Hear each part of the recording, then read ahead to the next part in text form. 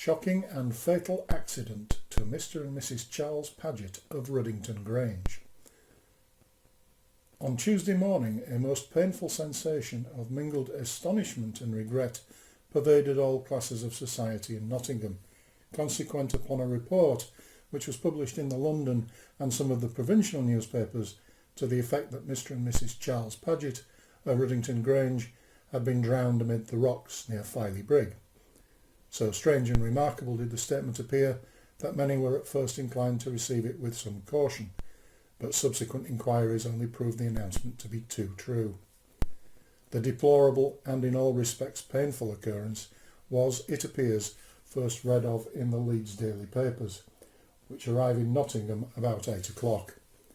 The Leeds Mercury is posted in the reading room of the Nottingham Exchange, and the feeling of consternation on the part of those commercial men who early on Tuesday morning read the following announcement may be more easily imagined than described. In a dispatch dated Monday afternoon, a correspondent of our contemporary wrote from Filey as follows: Mr. Charles Paget of Ruddington Grange near Nottingham, Mrs. Paget and her sister Miss Tebbet went onto the rocks near Filey Brigg this afternoon, and whilst sitting looking at the waves dashing near their feet, a huge wave swept in, and before they could rise, broke upon the rock upon which they were sitting and washed them into the sea. A girl who was near seized hold with one hand a piece of seaweed which was fast to the rocks, and with the other seized hold of and saved Miss Tebbet, but Mr. Paget and his lady were drowned. The London daily papers also contained the sad intelligence much in the same brief but circumstantial terms. Singularly enough, neither of the three local papers had received any information of the occurrence on the previous evening, and more remarkable still, the news was not known to the inhabitants of Ruddington at 9 o'clock on Tuesday morning. We understand, however, that a telegram was forwarded to Ruddington on Monday evening, but the office at that village being closed, the message was not delivered. Other information direct from Filey verifies the above account, but up to the present we are unable to give any detailed particulars of the event. The particular spot where the accident occurred is tolerably well known to many Nottingham people. Around Filey Brigg there are a number of rocks upon which the waves beat with considerable force, and whilst our lamented neighbour Mr. Paget was sitting with his lady among these, a huge wave, larger than the rest, appears to have washed them both into the sea so far that they could not recover themselves, and thus found a watery grave. The extraordinary character of the occurrence, combined with its awful suddenness, came as a great shock upon the people of Nottingham. Very few of our public men were more generally respected than Mr. Paget, and among a large section of the people his memory will long be cherished. Those who opposed him in political and religious matters were compelled to respect his conscientious adherence to his principles, and his philanthropy and kind-heartedness were never questioned. Thus it was that the announcement of his untimely end was mentioned in all circles on Tuesday with unfeigned regret that a long and useful career should have been closed in a manner so peculiarly distressing. Mr. Paget, it is true, had passed the 70 allotted to man by the psalmist, but there was not a man, woman or child in Nottingham yesterday who would not have preferred to see an old veteran public servant descend quietly to his grave amid the family and relatives who reverenced and esteemed him in more than an ordinary degree, rather than he should have met his death on the seashore in the sudden way described above. It is singular that this is the second Notts County magistrate who has perished by drowning during the last comparatively few years, the late Mr. William Hannay having met a somewhat similar fate in the English Channel. The first public body who had the matter brought under its notice was the Board of Guardians. Shortly after the Guardians had assembled on Tuesday morning, Mr. Henry Attenborough read the account of the lamentable affair to his brother guardians, and the expressions of surprise and regret were universal.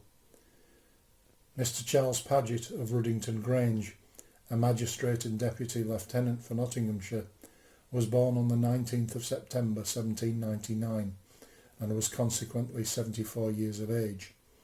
He married first in 1823 Eliza, fourth daughter of William Paget, Esquire of Southfield, Loughborough, and secondly in 1835 Ellen, daughter of William Tebbot, Esquire of Kingston, and by the former had issue as follows: Joseph, born in November 1825, Mary, Caroline, Lucy, Ellen, Anne. The deceased gentleman was the descendant of a Leicestershire family formerly resident at Ibstock Grange, his father being Mr. Joseph Paget, who married in 1798 Anne, third daughter of the Reverend John Byng of Samworth. The crest of the family is a lion rampant, and the motto Honestas, honesty. The deceased gentleman served as High Sheriff of the county in 1844. Some years before that he had purchased the Ruddington estate, which formerly, we believe, was the property of the Parkins family. Mr. Paget's first appearance as a public man, as far as we can learn, was in December 1843, when he presided over a large gathering of free traders in the Exchange Hall, Nottingham. He had, however, been made a county magistrate in 1839, and held that office until his death. In speaking of Mr. Paget's subsequent career, we find it allied with politics and with the views of the Liberal Party. He was a free trader in the days of Peel, and as we have slightly indicated, took a prominent part as a local leader in the movement against protection. His connection with one of the staple manufacturers of Nottingham and neighbourhood, being a partner in a large hosiery firm, brought him into contact with the Liberal Party in the town of Nottingham, and in 1856, when Mr. E. Strutt was raised to the peerage under the title of Lord Belper, a considerable portion of that party sought to induce him to stand for the borough, and were finally successful in their endeavours. On that occasion Mr. Remington Mills had the support of one section of the party, whilst Mr. Ernest Jones was for a short time at least the candidate of the very advanced radicals. On that occasion the question upon which Mr. Paget was at issue with some members of the Liberal Party was with reference to a bill for opening the British Museum and National Gallery on Sundays. Mr. Paget frankly stated that he should support such a bill, and there was a good deal of opposition to him in consequence. At a large meeting of the Liberal Party, however, held to decide on the question of who should be the candidate, Mr. Paget was fixed upon. His chief supporters then were the late Mr. Hayman, the present member for Sheffield, Mr. Mundella, and Mr. Mott. The member for Sheffield told the electors in his usual decided manner that Nottingham could not make any greater mistake than by returning a man living 150 miles off in preference to a man who was amongst them every day and to whom they could have access so simply. The result was that Mr. Paget was returned without opposition, both the other candidates having retired. At this election the Conservative Party was silent, one of the seats being then occupied by Mr. Walter. The view taken by the Conservative Party then with regard to Mr. Paget may be gathered from the following remarks in the Conservative organ of that day. As a neighbour who is well and favourably known to us all, and more especially as a man in whom the two great interests of trade and agriculture are combined, his party and political predilections laid aside, Mr. Paget is certainly very eligible to fill the post of representative of such a place as Nottingham. These observations were probably induced by the Conservative tone that pervaded Mr. Paget's hustings speech, one sentence of which was as follows: "If I venture to touch the Constitution under which England has obtained all her blessings, it will be with a tender hand and a mind full of veneration for the institutions under which England has enjoyed all these benefits."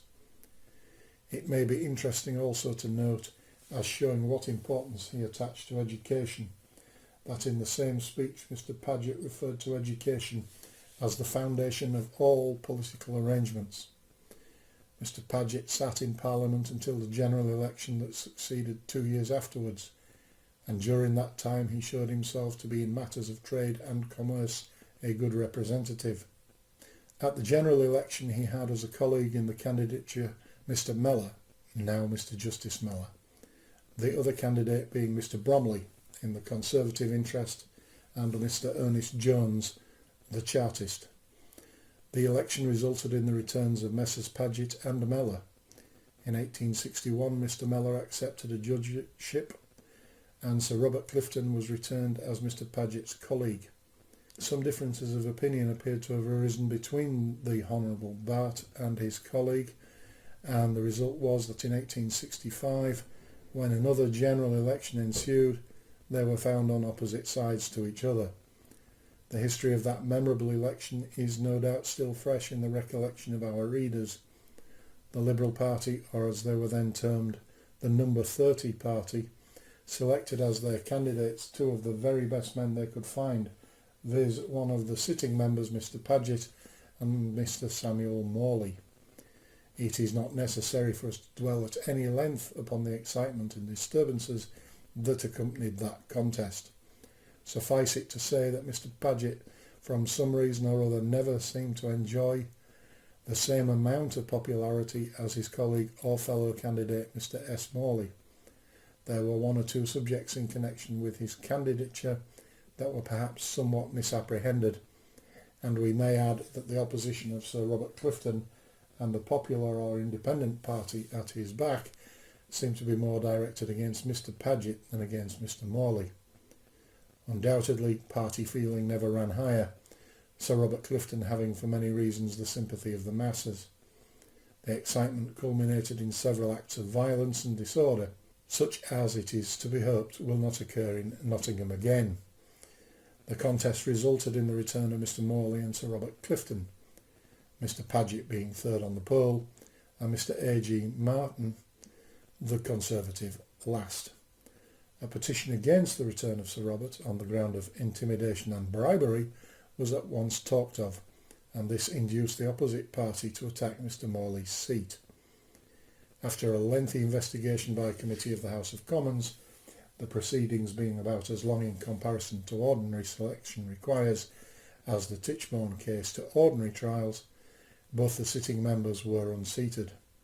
It was decided that bribery had taken place on behalf of Mrs Morley and Paget, and also on behalf of the other two candidates, as well as intimidation by the party of Sir Robert Clifton. Both members were therefore unseated, and those who were next on the poll were prevented, having the seats awarded to them owing to their having been joint candidatures. The decision finished the parliamentary career of Mr Charles Paget. We have referred to the facts of the 1865 election because it was during that contest that Mr Paget became most thoroughly known to the people of Nottingham. Both he and Sir Robert Clifton are now passed away from us, and both amid the regrets of large bodies of people. Their careers and their public acts are now matters of history. The memory of Sir Robert Clifton has been done justice to. Let us also say of Mr Paget that, in the judgment of men of both parties, he was a very useful member during the time he represented Nottingham. Though having no pretensions to oratory, Mr Paget could express himself with efficiency, and on one occasion on the opening of Parliament he seconded the address and acquired a good position in the House by his services on committees, etc. Surprise was sometimes expressed that he did not again enter Parliament, but his ambition seems to have been to finish his days as a country gentleman.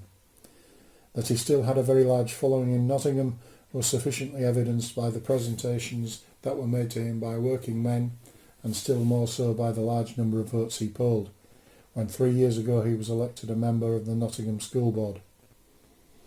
At the School Board he acted with the Nonconformist Party, insisting on board schools being built so as to give a full choice to the people, and he was one of the 6 who resigned after the town had declared by the election of Mr Mellors against their policy.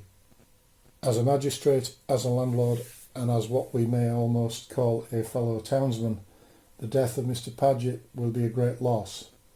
He was a good landlord, and we have only to refer to his efforts to promote education at Ruddington to show that he took a kindly interest in the welfare of the labouring classes. The half-time system was, we should imagine, first introduced by him into elementary schools. Mr Paget discharged the duties of a magistrate with fidelity and intelligence, and in quarter sessions his great experience in legislature and all other matters made him a valuable member of the court. The deceased gentleman was identified with most of our local institutions. He had long been a promoter of and held office as Vice President in connection with the Mechanics Institution. He was a trustee of the People's College and of the Nottingham and Midland Counties Permanent Benefit Building and Investment Society. He was also a member of the committee of the Lunatic Hospital and for many years had been associated with the management of the hospital.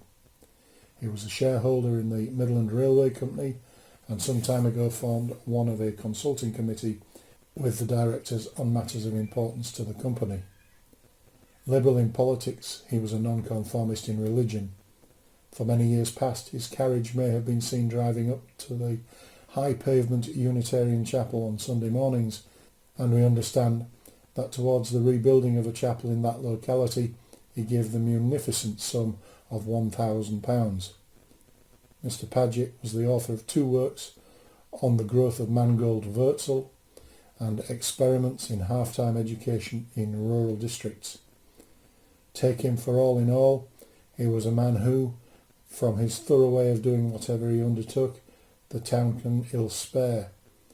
His death will cause a pang of grief in many circles in London and elsewhere. 2 of his daughters are married to sons of Mr. Justice Mellor. Mr. Joseph Paget, JP, of Toughwood, son of the deceased, succeeds to the estate. Intelligence reached us from Ruddington on Wednesday to the effect that the body of Mr. Paget had been recovered. The same rumour was current in the town in the evening, but we are unable to vouch for the perfect accuracy of the statement.